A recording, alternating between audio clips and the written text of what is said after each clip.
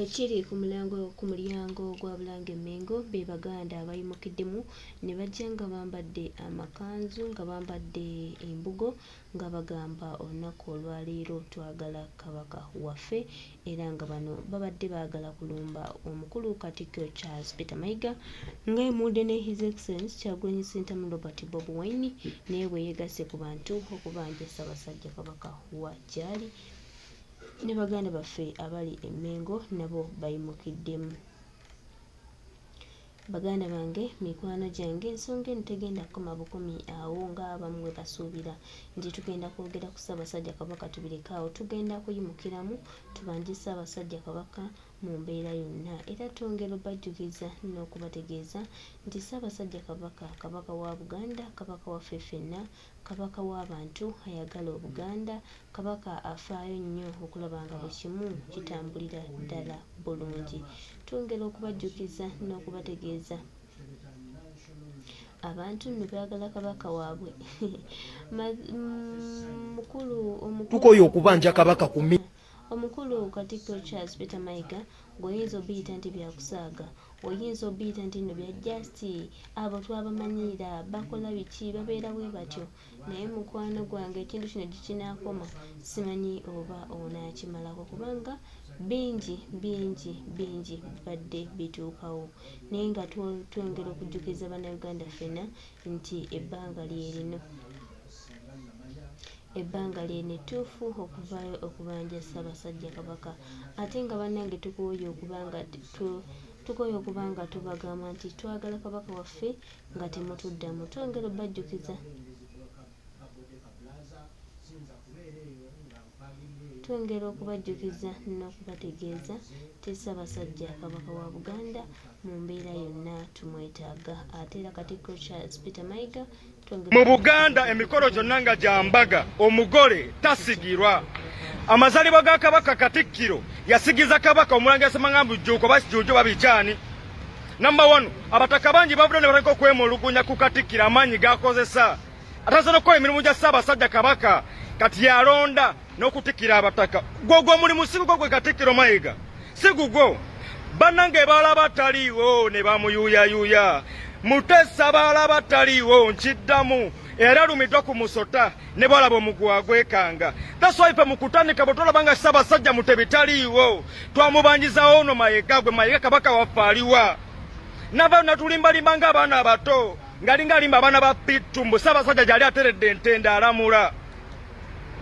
ne tulemezaamu akasone kayitira naliko twaga ebifaani by'omuvubuka weeyo Kenya mu Ssaabasajja ali Kenya ne Kenyatta bikyani nga byonna bya bulimba. Twagenda olaba Ssaabasajja Kabaka waffe ng'ali ku mugo gwa Ntaana nga badde atulimba lulimbu gyali ateredde entende n'akyusa statement mu katalinamu alajeezi wakati mu nnaku ne tumegayira banaye Ssaabasajja jjanjabe wiiki myezi bbanga ne liita. Ssaabasajja Kabaka akimanyi nti Obuganda bwasimba ku musingi gwa mukwano gwa buganzi si ssente Mayiga zatogamuze z'omugaso nnyo eri Obuganda era lwasimye nalabikako gye tuli ne tusanyuka ffenna kuva ku muto mpaka ku mukadde. Kati Mayiga nga yate missoni ye kujja kusanyawo mukwano na buyinza na kitiibwa kya Buganda era bimuluma era bimunyiiza. Bannange Ssaabasajja Kabaka wangaale Peter Mayiga twagala Ssaabasajja Kabaka waffe Asadaman Makebe. Obusungu abantu bwe bulina bwe bumu ku ngeri gye bayinza okubulagamu nga tukozesa intaneti eno okubanja Ssaabasajja Kabaka ate nga twongera obajjukiza n'okubategeeza nti tugenda maaso n'okubanja Ssaabasajja Kabaka. Mayiga oyinza okukirowooza nti kya just naye abantu ke banayimuka ne bakulumba awo emmenga awo oba ne bakulumba gy'oso oba ne balumba famire ye lw'olimanya nti bannayuganda ekyo baba boogera baba bakitegeeza era baba bakiremerako. Omanyi mmwe temuwulira ate muyisaamu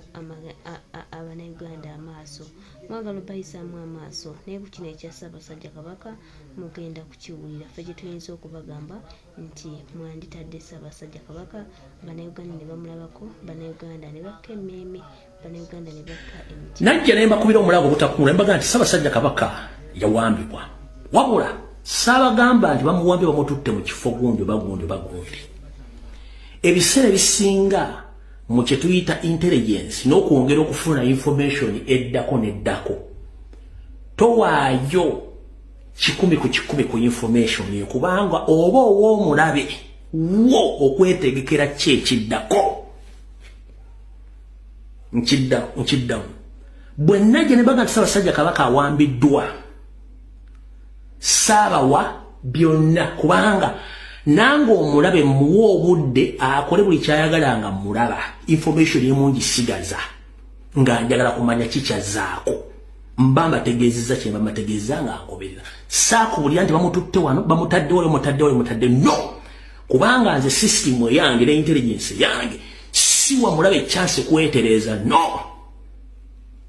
sikikola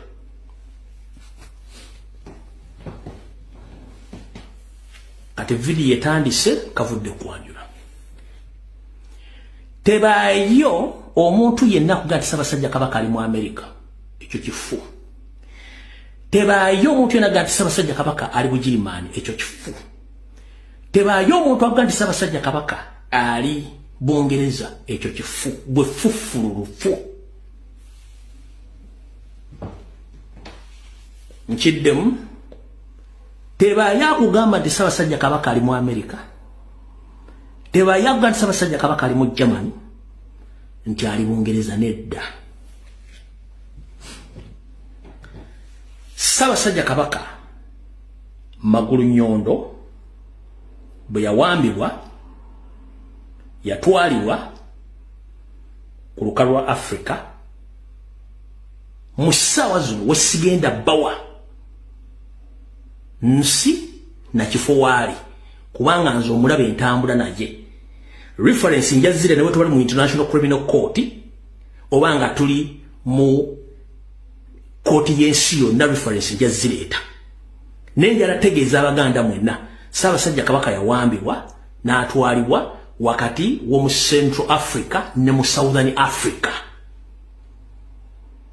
Central Africa ne mu Southern Africa ne buli kimu ekitambula tukimanyi ekigenda maaso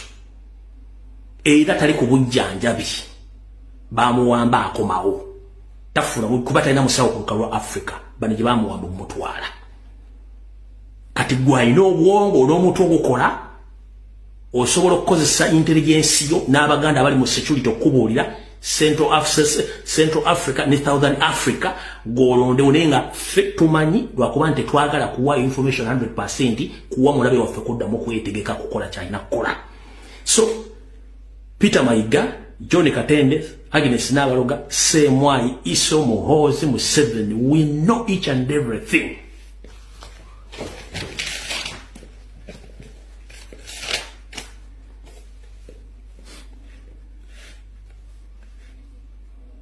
Ekisokera ddala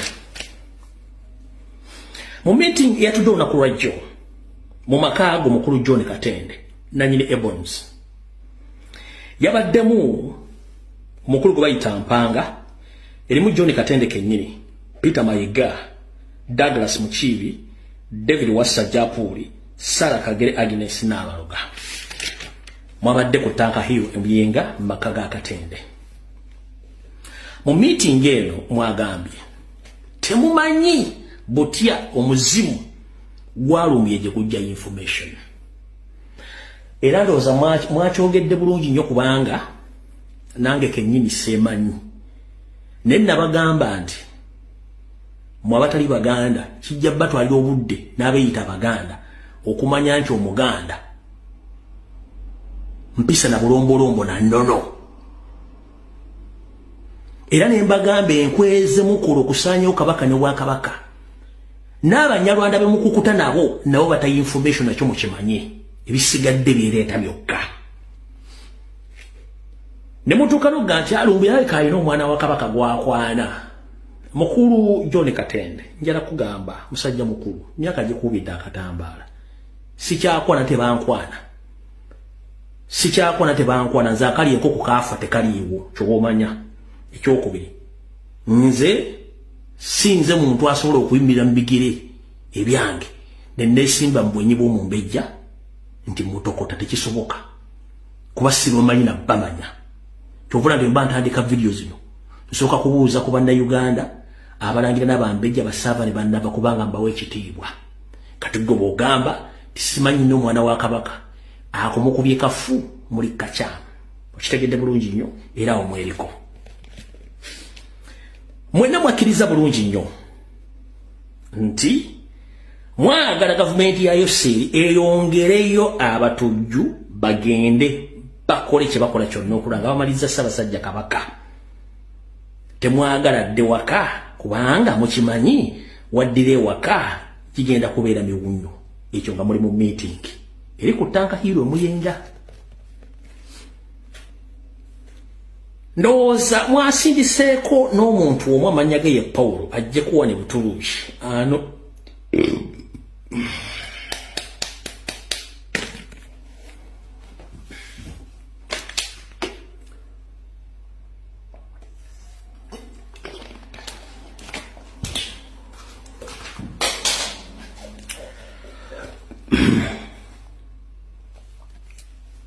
ane musonyi mukatono ndoza mwasindiseeko n'omuntu omu wano Paulo ajje kuwa ne Butuluki anoonye muzzukulu wa Lumbuyo n'ayogera mukole kye mukola kyonna njala bagamba gwego mwasindise nga mumwewulira bw'abanga njagala agende ku poliisi yonna ennene mu Istanbul mu kibuga ttako bagende ku Ministry of Foreign Affairs ajja kunfuna naye kitali ekyo mwegendereze Abaganda abeetaba mu kutta Ssekabaka Daudi Chwa Abaganda abeetaba mu kutta Ssekabaka Muteesa famire zammwe tuzimanyi era nammwe Abaganda abeetaba mu kutta kwagala okutta mwana wa Muteesa Mutebi nze ngamba mwabattanga lulinga information tesobola kutambula kati kijja kuba kizibu nnyo kubanga twagala kutegeeza Abaganda kye kigenda maaso ku ssaawa zino mu meeting ere gwe mwasindise Paulo musaasidde kuba gwanoonya tamumanyi bw'oyinza okubonda ku video kundoza nti odaba yono ayogere ssaawa zino naye nkusaasidde ekyo tekivuddeko genda mu maaso ng'onoonya ojja kunfuna Mayiga mu meeting ere yagambye tugenda kukola kyonna ekisoboka nga tetwagala kukola nsobi yonna tujja omwami ono kubanga takyali wa mugaso kubanga bw'ogamba tumwongere bafune treatment tubanga abeekuba eggoolo tumwetaaga mu ngeri yonna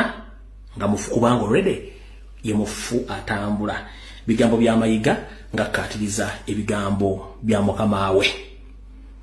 namugamba kijja kuba kyangu nnyo okuteekako empologomento likyalisema kookiro mumusigale nga mutwala ebibugagga bya Buganda nga mbyagala naye akali amaggwa ke kagamanya enkyusa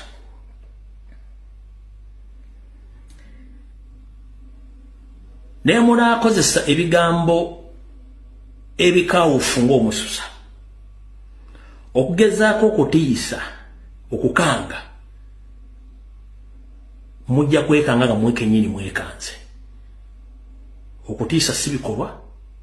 wabula okutiisa wa butiitiizi Abaganda baagala Ssaabasajja Kabaka Abaganda tuli mu kkungubaga buli muntu yenna amanyi nti olina ekika kye weddira ye ssaawa ozire buli mupiira gw'ekika gwo togenda yekobe musambi kobe muwagizi muzire emipiira gy'ebika muzire emipiira gy'amasaza muzire emikolo gya Bulange muzire emikolo gya Kabaka byonna egitekebwa Kabaka taliiwo ssaawa yakwesiba bimyu ssaawa yakwesiba mbogo ssaawa yakwekalakaasa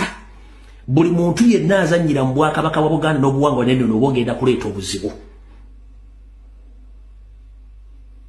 Mayiga kali addakaddadde envunyo ogirira mu katiko naye ekulinze emmundu ezikwewaza era zezewazanga n'enguli Obote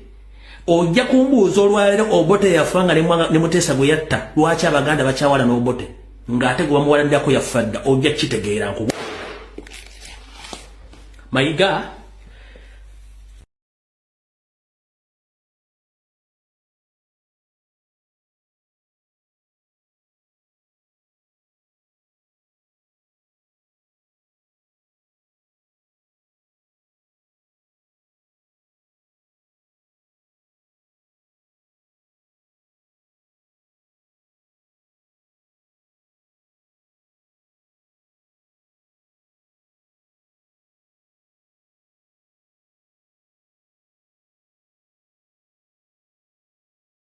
embeera bwetyo bweri ku Bulange Mmengo twagala kabaka waffe ye Chief Answer.